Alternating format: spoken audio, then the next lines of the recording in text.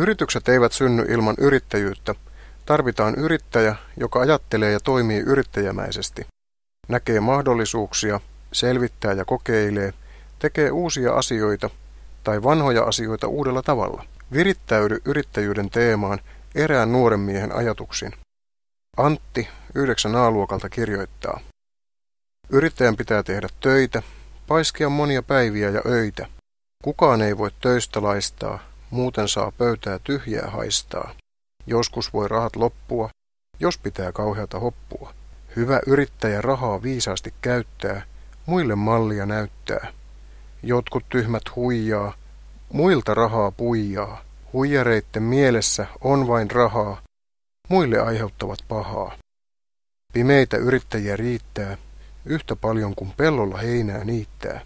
Huijareista ei kannata välittää, vaan semmoiset ajatukset mielestä hävittää. Rehellisyys kannattaa aina, arkena ja sunnuntaina. Muistakaa siis, kun jaksamme yrittää, sen aika meille hyvittää.